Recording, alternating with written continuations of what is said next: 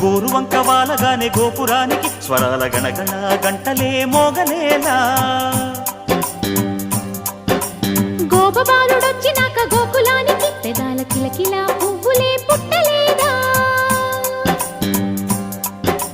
బాలకృష్ణుడొచ్చినప్పుడే వయ్యారి నందనాలు నాట్యమాడగా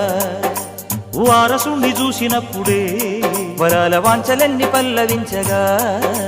నందుడింట